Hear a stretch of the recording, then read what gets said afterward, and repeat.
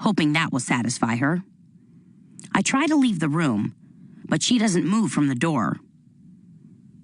"Exactly which history project is that?" she asks, pursing her lips. "I told you about it," I insist. "You know, the one about an event in American history that Americans are ashamed of now?" She shakes her head. "The one that's half our grade?" She shakes her head again. "Oh," I say. "Huh. Well, that's the project. Night." "Not so fast," she says, sticking her arm out in front of me. "You've been very distracted lately. Sometimes I worry the roof could fall on you and you wouldn't even notice. Your math tutor comes in a few days, and you need to be ready. Maybe we should try to find a doctor who can clear this up faster."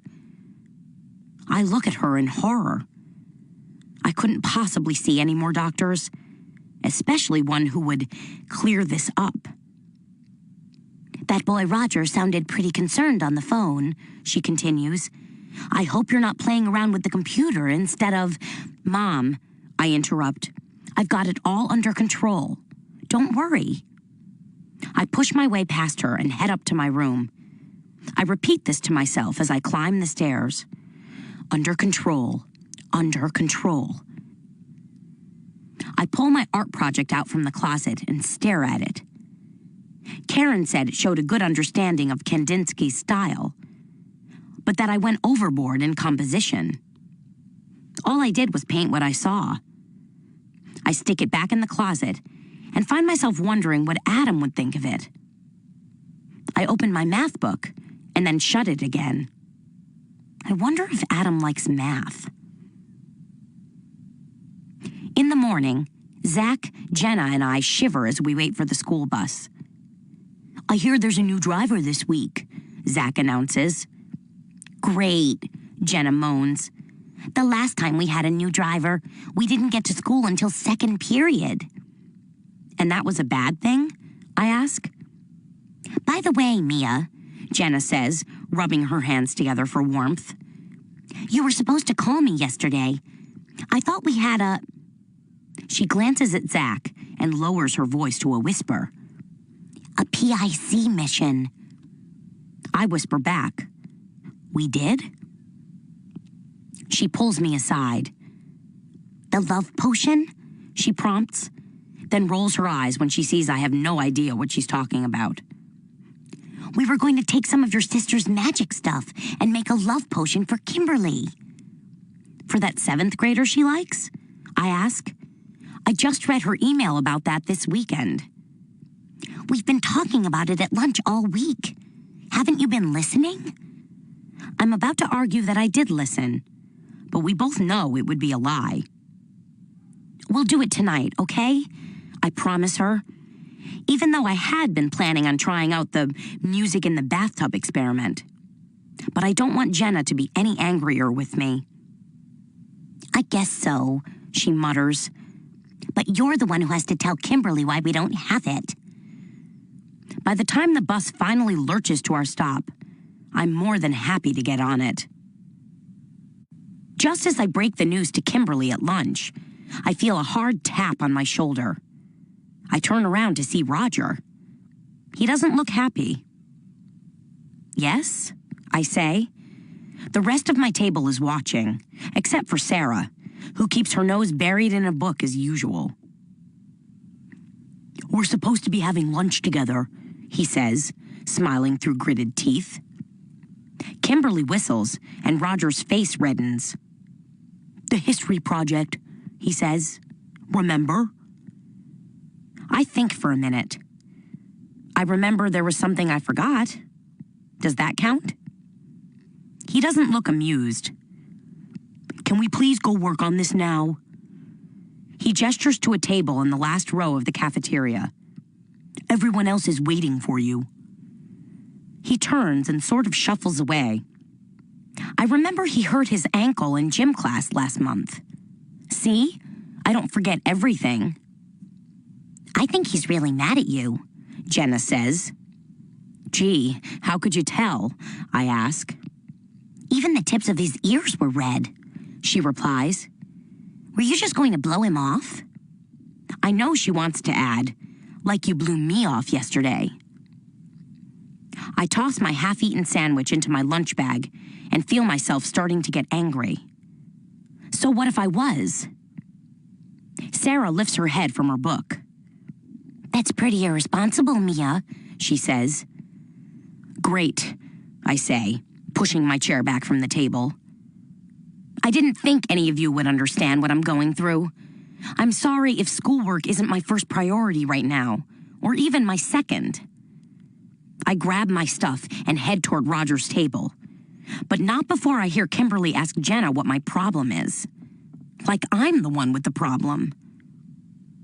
I sit down with my group and give them a half-hearted smile. Nobody smiles back, but at least Roger nods in my direction.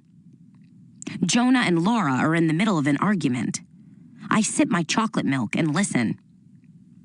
I just don't think dropping the atom bomb qualifies. It was war, after all, Jonah says, pushing his long hair away from his eyes. His hair is so long, he could braid it like a girl's. Plus, besides slavery, everyone's going to choose it. So, what's wrong with something obvious? Laura responds, after swallowing a huge forkful of chocolate cake. I can see it stuck in her braces from where I'm sitting. It would make the research easier, right? I want our project to be unique, Jonah says. We'll get a better grade that way. How about the Rosenbergs? Who? Laura asks. I don't know who they are either. In the 1950s, the government accused them of being spies and executed them, Jonah says, his hair swinging around him as he speaks excitedly. It was the first time a married couple had been executed. Also, something about the first time American citizens were executed for spying in peacetime. It was very controversial. Were they really spies? Asks Laura. It's possible they were framed, Jonah replies. I think the government was trying to make an example out of them. It could be the perfect project. Wait, Roger says eagerly. I know what we can do. So does Mia. I almost choke on my milk. I do? Remember in 5th grade you did that model of a slave ship for art class? Roger, we already decided against slavery, Jonah says. What's wrong with the Rosenbergs? Nothing's wrong with them, Roger replies quickly. But this is a slavery story that I don't think many people know about. No one else here knew anything about the Rosenbergs, Jonah mutters into his soda. You remember my slave ship after all this time? I ask. Roger shrugs. I thought it was really good. It floated and everything. I smile at the memory. Only for about 10 seconds. Then it fell apart, and the papier-mâché clogged up the drain in the art room sink for a month. What's so unique about a slave ship? Laura asks. I'm tempted to tell her about the cake in her braces. This is a particular slave ship, Roger answers impatiently. Our art teacher told us about it. Remember, Mia? I did remember, what with history being my best subject and all. I sit up straighter now that everyone is expecting something from me. She told us about this slave ship full of people from West Africa. They called themselves Igbos. I pause for a second, picturing the colors associated with the date. I translate them back into numbers and come up with 1803. The ship landed in America in 1803, and the people on board decided they would rather die than become slaves. So they sang a hymn and marched right into the water. Most of them drowned, and the slave traders were really mad. So, what do you think? Roger asks, eyeing everyone in turn. Jonah is the first to speak. How come we haven't heard about this before? Roger shrugs. I don't know. Maybe you haven't had the right teachers. I think it's perfect, Laura says, stabbing her plastic fork into the last chunk of cake. Let's do it, Jonah says. Roger beams at me as if it were all my idea. All I did was remember the story. "Okay then," he says, crumpling up his empty lunch bag. "We can meet next week at my house to divide up the work. Any day except Wednesday. That's when I have acupuncture on my ankle." I immediately think of the woman I read about on the website. She made acupuncture sound so amazing. She said that because of her synesthesia, her senses just came alive. Maybe that could happen for me. We decide to meet at Roger's house after school on Tuesday. I'll have to get Beth to pick me up. I'm sure she'll be thrilled. Laura and Jonah start arguing about how to split up the project, so I decide to ask Roger a few questions. "Does it hurt?" I ask. "Don't they stick long needles in you?" "Not only do they stick them in," he says, "but sometimes they twist them around or attach an electrical current to the ends of them. It's a little uncomfortable, but it doesn't really hurt." "Why?" The gears are turning in my brain. If it didn't really hurt, then maybe I should try it. All in the name of research, right? If I could see even a bit of what that woman saw, I could carry that image with me forever, and I bet my paintings would be amazing. I hear Roger calling my name, but it sounds far away. All I can think of are those colors the woman described. "Mia," Roger says loudly, waving his hands in front of my face. "I asked you a question." Just then, the bell rings for next period. I toss my paper bag in the trash and realize Roger is still standing there. "Yes?" "I asked why you wanted to know about the acupuncture." "No reason," I tell him, making a mental note to come up with a good reason tonight. "Okay," he says, slinging his book bag over his shoulder and looking away from me. "See you later, then." Without waiting for a response, he hobbles out of the cafeteria. I walk to math class alone, wishing the day were already over. I arrive to find a crowd standing in front of the blackboard shaking their heads. The words "Surprise Quiz Today" are written in huge letters. The teacher comes in and announces we have 2 minutes to review the basic algebra formulas from last week.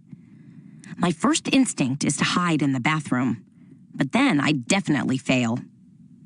If I take the quiz, then I may be able to squeeze by with a D. I hurry to my desk and fling open my math book. Memorizing the formulas was the one thing I totally could have done if only I'd paid attention.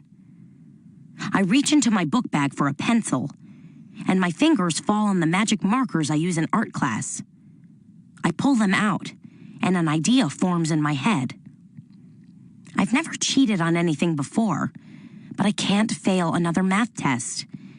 It would be too humiliating, and summer school would be too horrible for words. I only have a minute left now, so I quickly pull off the caps on the markers and start drawing a rainbow on my jeans. Only it's not really a rainbow. The colors stand for the letters in the equations. Maroon is X, gray is Y, and light blue is Z. Yellow is A, brown is B, and red is C. That should do it. All I have to do is put the colors in the right order, and I can tell at a glance what the formula is. 20 minutes later, the short quiz is over, and the teacher grades them at her desk. We're supposed to be reading ahead in our math books, but I can't help sneaking glances at her. When she's done, she stands up and passes them back to us. "Excellent, Mia," she says, placing my paper lightly on my desk. She pauses for a second before moving on to the boy behind me. I finally got my big, beautiful, sunflower yellow A. I'm so proud of myself that I forget to be ashamed.